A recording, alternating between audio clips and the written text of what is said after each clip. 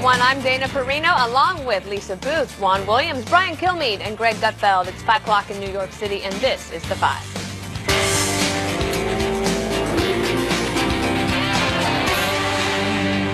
Speaker Nancy Pelosi facing new questions about how much control she has over her own party. This comes after a week of infighting about an anti-hate resolution that the House passed yesterday. Some Democrats upset that the final measure did not mention Ilhan Omar by name following her recent comments that are being called anti-Semitic. In an apparent dig at the freshman lawmaker, a senior House Democrat telling Fox News, quote, "All of our problems are caused by 3 people." House Minority Leader Kevin McCarthy blasting Pelosi for failing to rein in her new members. You need to mark it as the moment that the new Democrat socialist wing of the party overtook their own leadership. The socialist grip could not be tighter. This isn't the Democratic Party that we've come to know. The transition is now complete.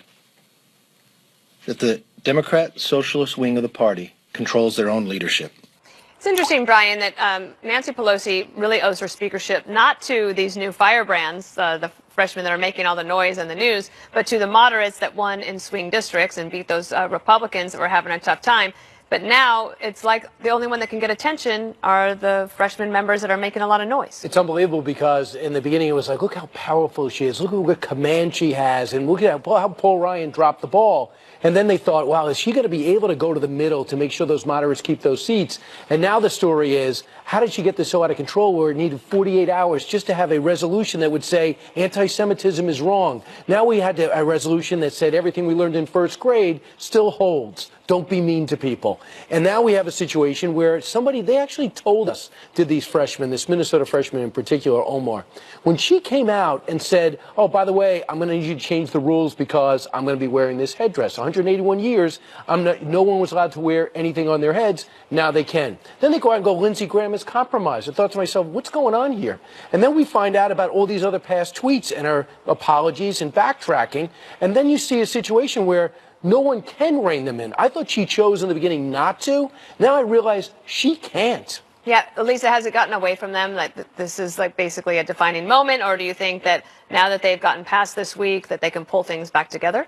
Well, I don't think they've really gone past it because the resolution was a joke, right? And even Democrats criticized it, like Representative Deutsch, who is a Jewish Democrat member of Congress, called his party out for failing to specifically just address the anti-Semitism. But to your point earlier, Nancy Pelosi is facing this big challenge because there's no doubt that the party is veering towards the left. You look at something like Medicare for All, which Bernie Sanders introduced during the 2016 election, that was once considered outside of the mainstream. Now it's a mainstream part of the Democratic Party. And you see the front runners for the 2020 presidential election embracing it. It's almost a litmus test. You look at things like the Green New Deal. You look at extreme stances on abortion. So the party is certainly going to the left. And the problem for Democrats, which you pointed out, Dana, is a lot of these moderate Democrat members who represent Republican-leaning districts who could be in jeopardy in 2020, and also alienating independent voters heading into 2020, and also some of these Rust Belt states and critical states that Democrats need to win. But even Nancy Pelosi won. She has tapped the brakes on impeachment, on Medicare for All, and on the Green New Deal. She's basically kind of dismissed all of them in public comments, and yet it is what's getting all the attention. Well, I think that's the media, but, I think that's a legitimate thing because this is the controversy. This is what people are talking about.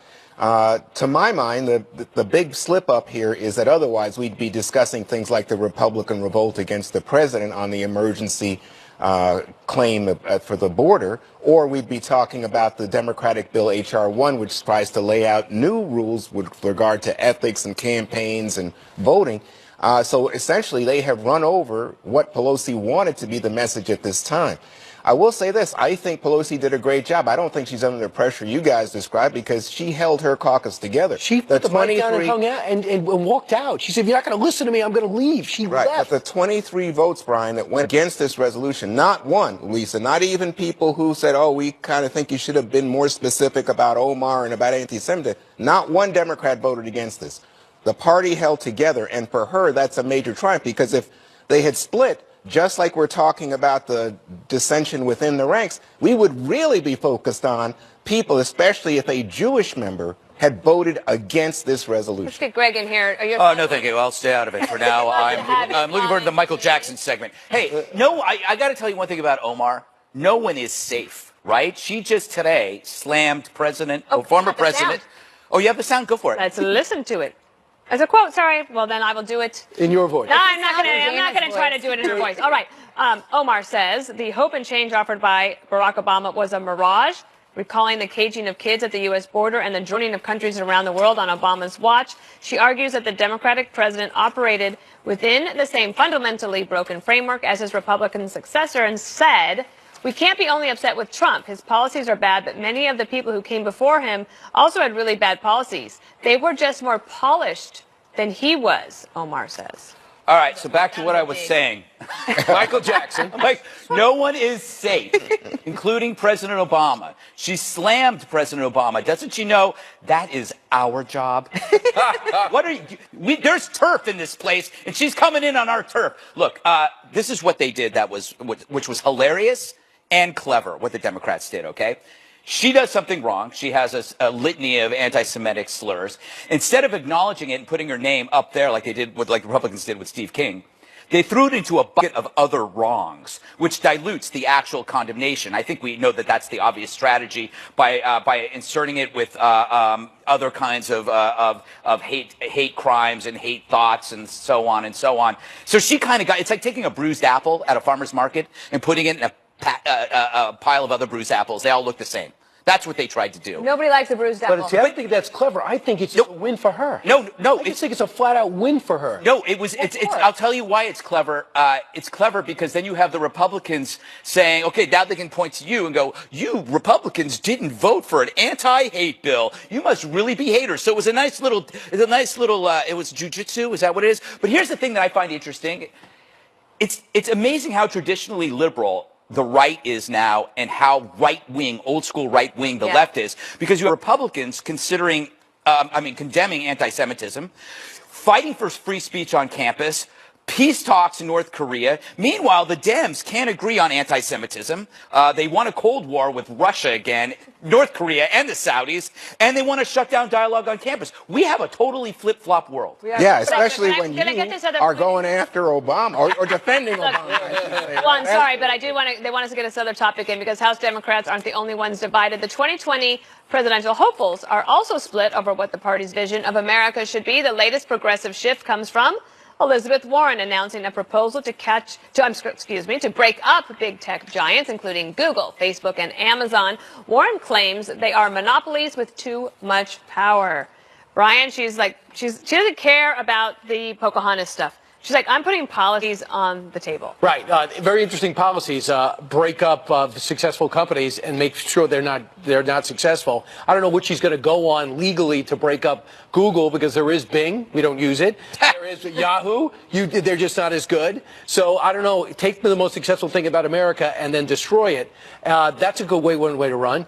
Being that Kamala Harris wants to legalize prostitution, she can't do that. Or legalize pot. Cory Booker had that. Or Medicare free preschool, Sanders has that. She's got to pick out something else that makes her unique.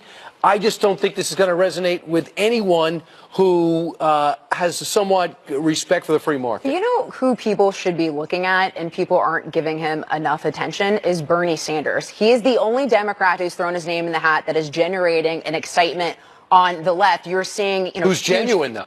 Well, exactly. And unlike all these other people, he comes across as authentic as well. And I think when you have such a crowded primary field, unique situations happen. I think there's very much a plausible situation where Bernie Sanders is the one that emerges as the front runner in the Democratic Party. Greg, does she get any credit for doing something that no one else has done, which is like, here are specific policy proposals I'm putting forward? I just don't.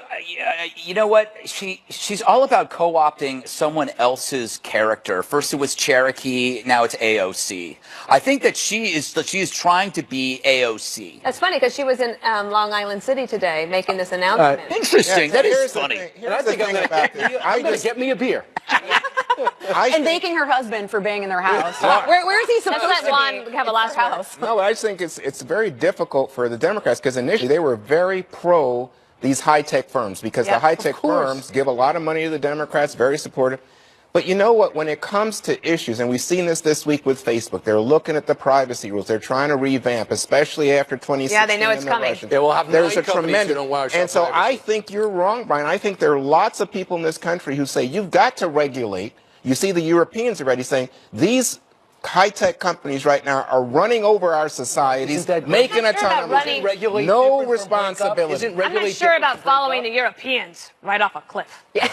New questions over Michael Cohen and whether he was coached by Democrats before talking to Congress. We have Yes. details next.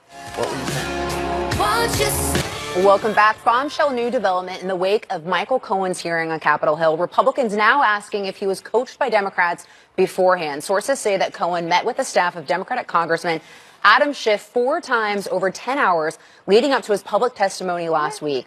Cohen's lawyer, Lanny Davis, defending the move, saying it was, quote, completely appropriate, and he would have done the same thing for Republicans had they asked. Dana, I'm going to start with you because I know you're I'm fired. sorry, Brian is writing notes on my page and I can't read what it says. We had a pregame. So I feel it was for the people at home, the reason I'm going to Dana and Brian first Because is you they were like getting my into this before, so they're both fired up.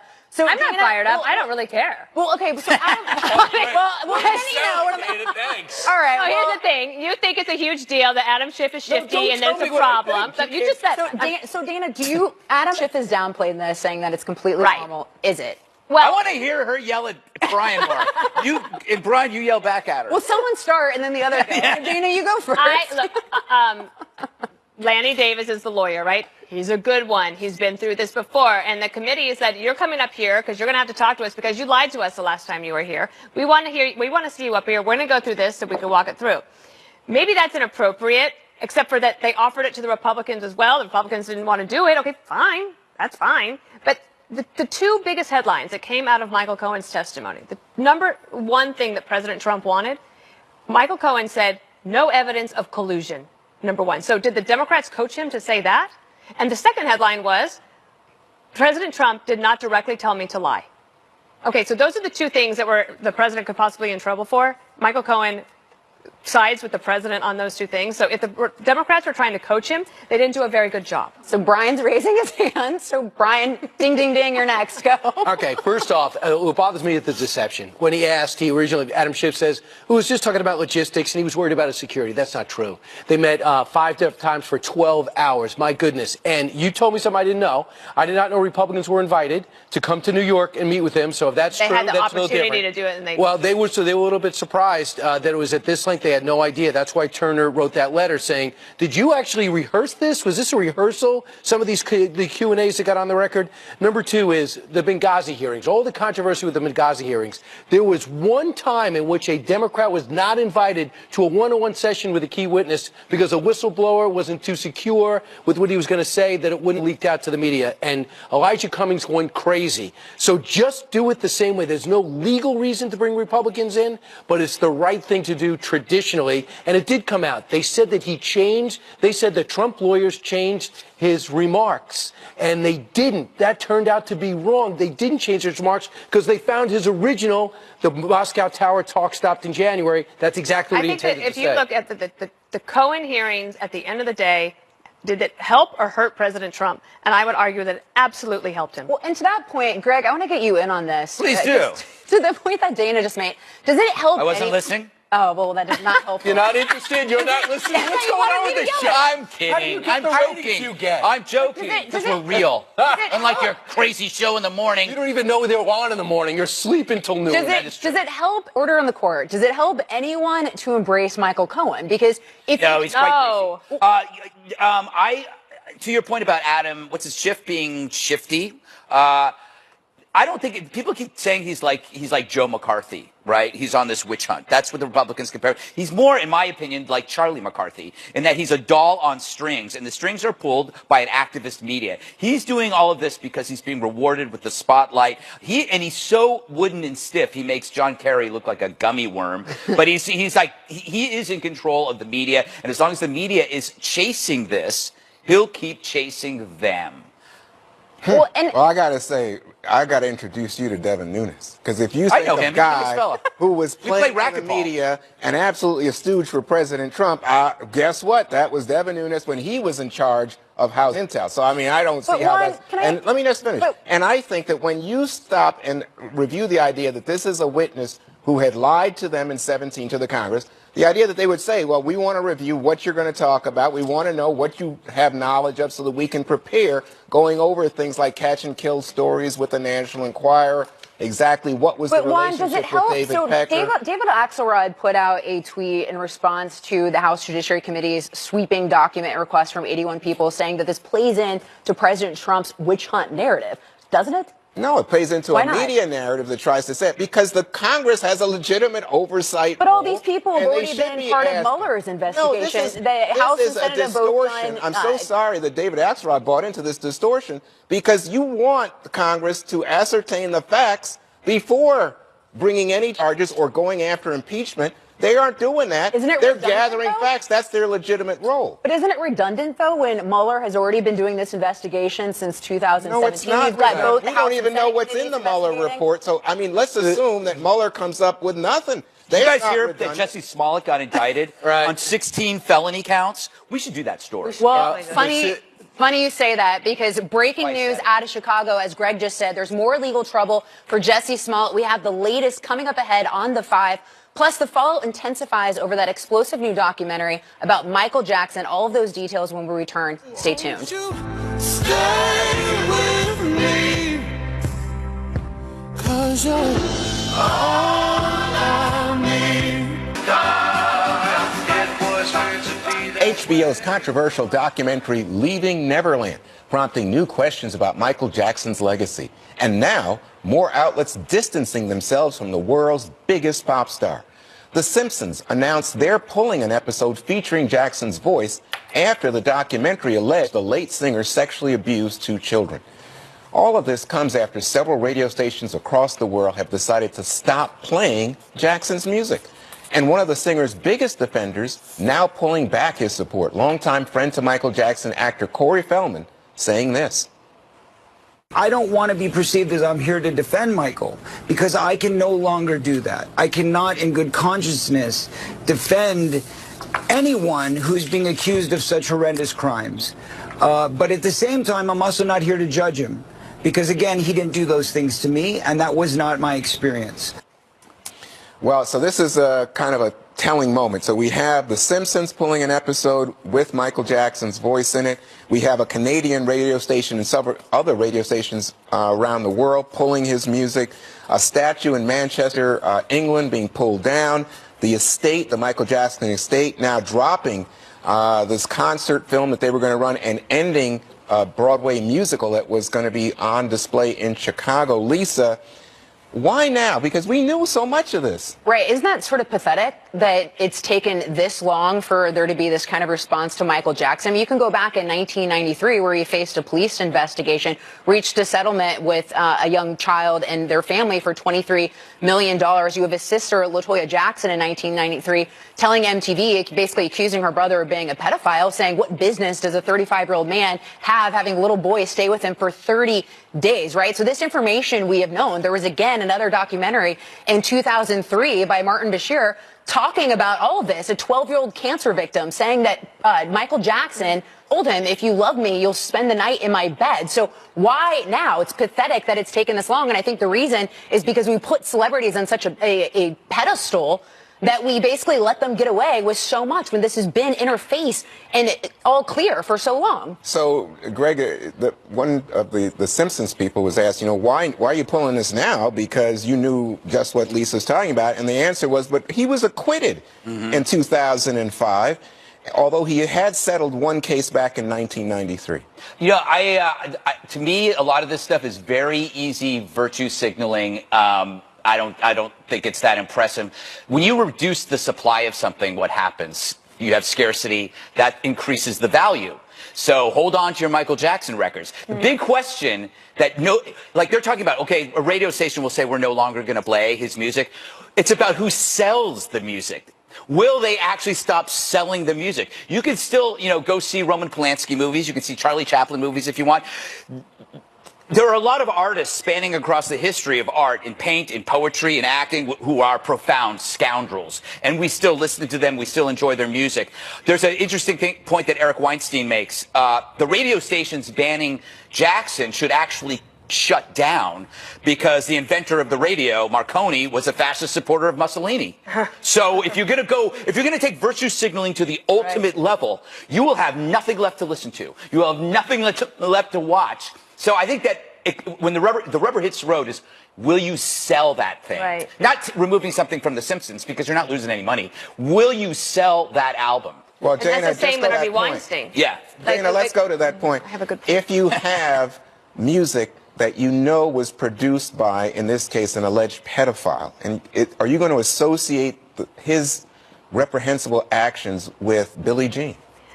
Well, I got to say, when I first heard that the BBC had decided, I think they were the first ones to say, okay, we're never going to play Michael Jackson music on any BBC radio program. And I asked Peter, of course, British, and he said, that's exactly what the BBC does. They overreact.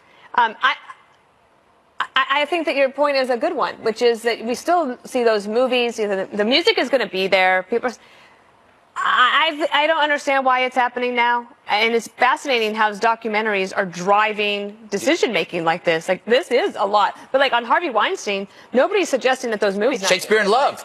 Was that still... I mean, people still go to that movie. Right, and I'm sure that the actors in that movie don't want it to stop. Yeah. So Brian Paris Jackson, his daughter... Feel bad for her. Well, she just says, chill out. What are you guys getting yourself all uptight about? Reacting with a calm mind usually is more logical than acting without a rage. It feels better to mellow out, smoke weed, and think about the bigger picture. Chillax, my dudes. I think she's in trouble. That is a cry for help, number one. Here's the problem. Michael Jackson's really not my speed, but I can understand he's mostly considered great. And the problem is his music is so good. How are you going to walk away from it for generations? There are also the people... So whether you like it or not matters. No, I'm just saying, I don't like it, but there's no way you're going to get rid of it. It is so considered so elite, so great by musical experts, and he made such an impact over the course of 3, maybe 4 decades. How do you get rid of all that? That's a heck of a dumpster fire. Well, we may be in the mood for a dumpster But fire. I think when you look at what's going on with R. Kelly right now, black radio stations are saying, hey, you know what? R. Kelly, not running it, and it's very popular music. I Believe I Can Fly. But they're saying what he did to black women is so awful, they can't tolerate it. You say it's virtue signaling. I think it may be people taking responsibility because they could No, it could be. Yeah. There's no question. I mean, you can be understandably and legitimately, obviously repulsed by the actions of any of these artists. What I'm saying is that there are certain people, like R. Kelly, I don't believe has been found guilty yet, right? No. Right. They dropped Kevin Spacey from House of Cards, and it looks like the case in Boston is looking pretty shaky. I don't know. But I think that we're entering a place, I don't know where it goes, because there's just so many...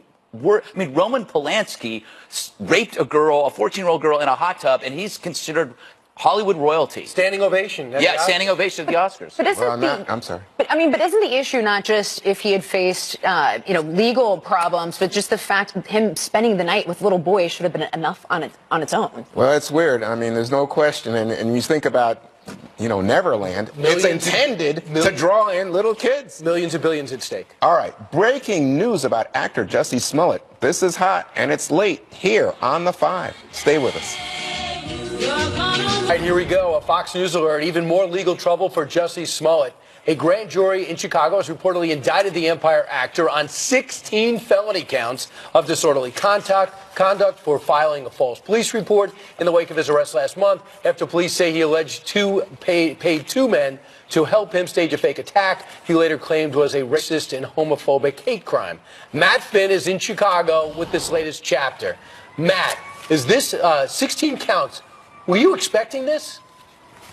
Right now we are working to independently confirm this, Brian. I just spoke to a clerk at the Cook County Criminal Court who over the phone told me that a grand jury did return 16 additional charges against Jussie Smollett. The court's just closed here, so unfortunately we don't have the documentation in front of us to confirm this, but there are several news outlets here in Chicago right now that are reporting a grand jury just returned an indictment with 16 additional charges against Jussie Smollett for disorderly conduct for filing a false police report apparently mainly for all of the additional follow-up interviews and reports that Jussie Smollett gave to officers and detectives. Smollett was originally charged with just one felony count of disorderly conduct for filing a false police report for his alleged hate crime in which he claimed President Trump supporters beat him, put a noose around his neck, and called him racial and homophobic slurs. The actor now is apparently in much more legal trouble. This new set of charges each carries a possible sentence of probation to 4 years in prison. He's already pleaded not guilty to that initial first charge, but he's currently free on a $100,000 bond. Brian. All right, Matt. Well, we have not heard from that camp. We'll have to see, but it's getting a lot more serious. Meanwhile, let's work this around the table. First off, what do you think, Juan? 16 counts? Well, I imagine that, you know, what the indictment says I'm reading here, there was no reasonable ground for believing that such offenses had been committed. So Smollett says not guilty, and in fact, he went to the set of Empire and told his colleagues that this was not true, that he, in fact, was sticking by his original story. Apparently, even after the delays orchestrated by his lawyers to try to introduce more evidence, the grand jury didn't buy it. And so Smollett, it seems to me, is in deeper water as a liar. Not only that, at least he's got to free up his friends. Because he's got Queen Latifah and others on the set standing by him because of their friendship. Come on. Well, which is surprising because just on its face, the story didn't seem to be credible, right? But what Smollett knew was he understood how so many people in the media on the left see the world. And so that's how this story played into that. And also their assumptions about Trump and Trump supporters, that they're racist, that they're homophobic, that they're all these things. It's the same thing as the Covington Kids story, where the media bought the narrative because it's the way that they view the world. He's scheduled to be arraigned on the 14th. We'll find out for sure. Matt Finn couldn't independently confirm it. Yeah, but I think it's pretty solid. And also the other thing is, remember, his defense attorney said that they were going to prove to all of us that it was a hoax. We haven't heard one thing about that since then. And a grand jury is made up of the citizens of Chicago who have returned this indictment in a grand jury setting, and that's obviously very serious. That doesn't happen if there's nothing there. Right. Greg, you're writing something down. Is it your list for this weekend? Yes, Do you have something to say? I was writing one of my Brian Kilmeade insults. I keep forgetting them when I go to Dana. I thought it was number 4 at Aqueduct this week. Yes, I wish. I predict that he will become, he will choose the victim route, right? He will say that work pressure, maybe drug addiction, a life of discrimination, and the consensus media will probably embrace that. And they will, and they're already, I think it was already happening with the Hollywood Reporter, or maybe Variety, that put him up there and said he's a victim. He's a victim. So he will go the victim route. Will the media learn? No. Right now on CNN, I was watching CNN, they had a Chiron, hate in America, right?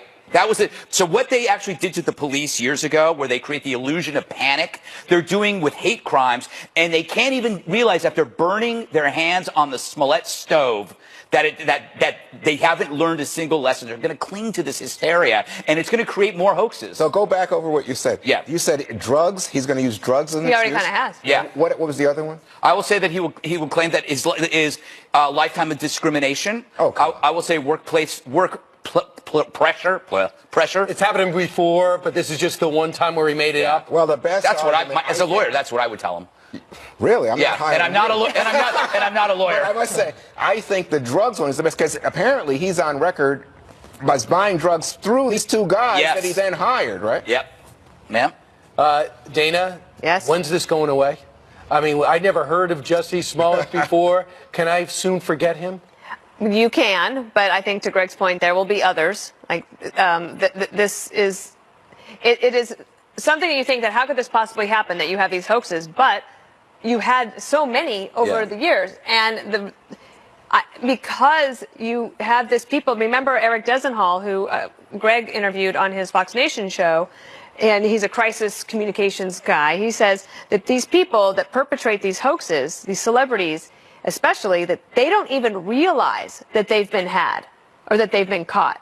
And like, we're all way ahead of him. Like, the grand jury's way ahead of him. And he, like, in his mind, still thinks that he's a victim. It's just something that you and I can't really understand because we wouldn't do this. Well, I will say this. Hopefully. I mean, as much as I think the grand jury, and grand juries, as the famous saying goes, will indict a ham sandwich if the prosecutors want it. But I think in this case that the amount of evidence is becoming pretty persuasive in my mind. But I do think that hate crimes and the spike in hate crimes is very real in this country. And I think that the victim here is not Jussie Smollett. It's all the people who have to endure real hate crime and now will be doubted. But Juan, I agree with you on the last part, but I still have to disagree with you on there's no spike. But there are people who are victims of hate crimes. I'll give you that. Okay. All right, that's all. That's all. Might as well just take my camera and I'll just sign on. We'll take a break. I'm going to argue with Dana in the break. It was the first argument. I'm going to win. Yes, as usual. Hey, don't go anywhere. A fan mail is next. Why didn't I get my own shot? Why did I have to share it? I don't know. You know what? You just know Jesse. The whole time. You just know Jesse. I was looking at you. Oh, you are? There's gotta be somebody for me like that.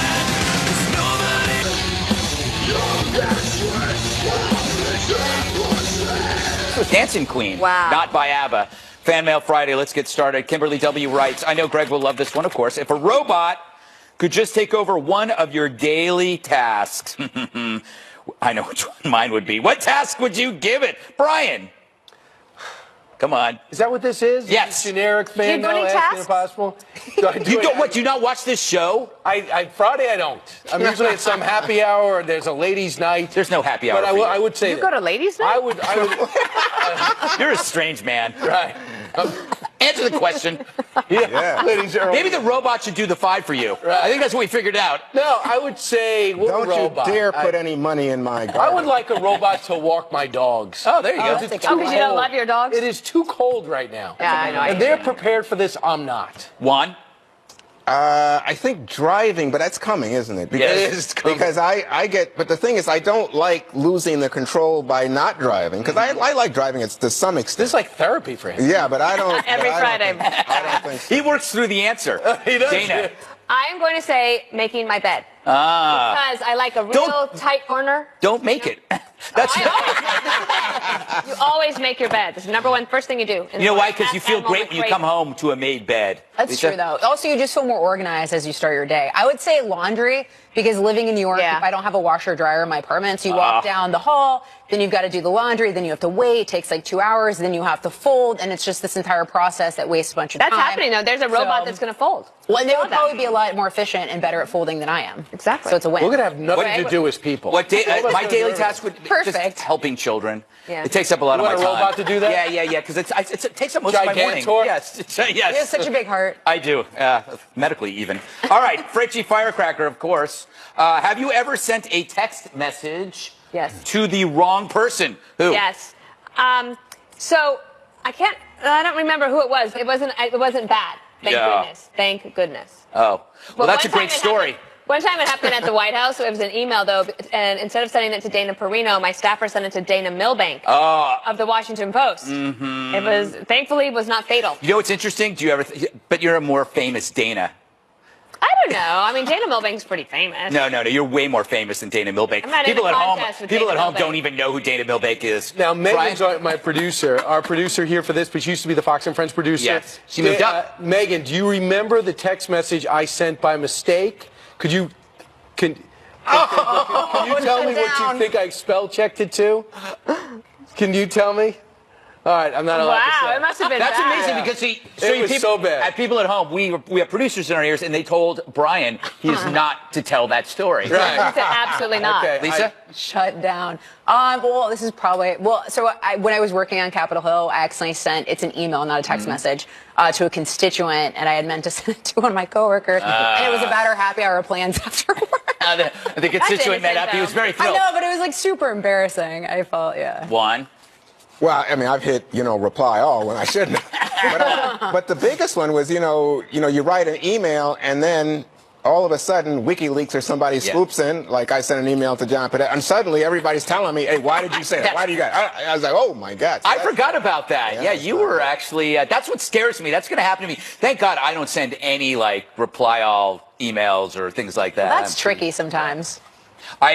Somebody sent the wrong message to me, and that was hilarious. Was it about you? Yes, it was about me. So the person... Is it good? No, the person used to work, it doesn't work here anymore, but was talking about me and how I dressed and sent it to me. Oh, my That's God. mean. It was fantastic. I'll tell you who How it you is. dressed? Yeah, it was. What's wrong with how you I was wearing. dressed? I'll tell you later. Okay. It was just a really. Was it Bill Hemmer? No, it wasn't because the person's gone now. The person's gone. Not All right, alive? this is a great question. What one thing did you not realize you were dead wrong about your whole life until the last few years. Oh, it almost is always for me. It's always music. What? Like, I don't know that songs are about whatever, and usually I find out right here on set because I'm like, oh, I like that song. Like, oh, you like that? I'm like, oh, I didn't know what that was about. You know what My Sharona's about, right? No. Oh, somebody tell her. Brian? Pass. I have no idea. This is such. So you've never changed your I like mind? to prepare for segments. Well, No. You need to. Okay, if you're going to be our favorite friend, Oh, okay. Jesse, you've got to be able to do this. What's the thing? Well, just You're in the ask me top one more 7. time the question. Why don't I ask it to somebody else and you can think? Juan, one thing you did not realize you were dead wrong about your whole life until the last few years. I don't know. This one's hard. I thought I was wrong once, but I was mistaken. I don't know. Lisa? Gosh, yeah, this is a hard one. I mean, there's a lot of things I've probably been wrong about my entire life, and maybe I'm still wrong about them. Yeah, there you go. Brian, you just can't think of any. I will say this. I thought it would be fun to have a rabbit. And I found myself checking every day. I'm like, why is he still alive? So that was it. It was not fun. You know what? You should let and your the rabbit dogs lasted 10 years. Let your dogs get after the rabbit. Right. No, but it turns out they Kidding, liked each everybody, other. kidding, Everybody kidding, liked. America. But the rabbit had 10 great years, and I miss him today. Interesting. Well, rest in peace, I little realized buddy. it would be, I used to think having Brian on the table would be fun. That is wrong. I had something else, but I got to go. One more thing is up next. What does Time now for one more thing, Greg. Some sad news to start this off. Tom Shalhoub's father passed away today. His name's Bill Shalhoub. I didn't know him, but I figure he must have been a great guy because he raised a great guy. Everybody knows Tom and loves Tom. So if he's like Tom, you know he was an awesome dude, and pretty sure he had a long and great life. So our condolences from everyone here in the 5 and the GG show and everywhere else at Fox. All right, so let's get to the less deep stuff. Greg Gutfeld show tomorrow, Saturday, 10 p.m. I got Heather Zumaraga, Rob Long, Kat Tim, Tyrus. That's 10 p.m. Greatest show in the universe. Best show ever. Juan. He hit the jackpot. Yup, $273 million in the Mega Million jackpot game. But first, Mike Werski had to find the lottery tickets. He had left them at the store. Here's Mike. Amazing. I put the tickets down to put my money away and did something with my phone and just walked away. After realizing he lost the tickets, he went back to the Phillipsburg Quick Check, and to his surprise, he was told that someone turned in the tickets, a stranger. 2 days later, the unemployed Werski realized, hey, these are the winning numbers. And he was a multimillionaire. As for the stranger who found the tickets, listen to Mike.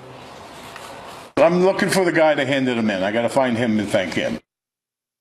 Yeah, well, I think the fates, he should thank the lucky stars. You know, St. Patrick's Day is coming. He's a lucky guy. So great. Well, I've got a nice story here. So most kids spend their, snow days sleeping in, but not these kids in New Jersey. Patrick Lanigan is a senior at Parsippany High School. He rallied his friends and classmates to help shovel a neighbor's driveway at 4:30 a.m. So the neighbor is Natalie Blair, and she's currently on kidney dialysis and would not have been able to make her 6 a.m. treatment because an ambulance has to come and pick her up. So Patrick and his friends had a sleepover where they played video games all night to make sure they wouldn't doze off before morning. And within just a half hour of shoveling, they cleared the path. And of course, Natalie said Patrick is a wonderful young man and thanked all of his friends. And what a good example they set. These nice young guys. Right. Brian? That is a great story. So happy birthday to the highest paid lineman on the Cleveland Browns. What a classy thing to do. They said happy birthday to 29-year-old Kevin Zeitler. Isn't that nice? 2 hours later, they traded Kevin Zeitler to the New York Giants for Olivia Vernon. So he is now a New York Giant, but he just knows that his old team wished him happy birthday. It looks like an even swap. Vernon was getting paid too much for not doing enough. He also sat during the national anthem. So the Giants need an offensive lineman, and now the Browns have another great player. The Browns are going to be a force this year. Okay, well, we'll revisit that next year. Lisa. All right, well, do not mess with 3-year-old preschooler Kinley McFettridge. She got in trouble with her teachers for putting little Jack in a headlock after he asked her to marry her. Listen to this. What happened at school? I took a headlock down Jack and took it down. You took him down? Why? What did he say? Because kids don't get married. So when her mom, Kristen, told her that she's not supposed to put boys in a headlocks, she replied, but that's the greatest thing ever. Okay. Wow. And it is International Women's Day, of course. All right, that's it for us. We'll see you back here on Monday. Special Report is up next with Chris Wallace tonight. Hey, Chris. Hey, Dana, that's what happened to me the first time I proposed to Lorraine.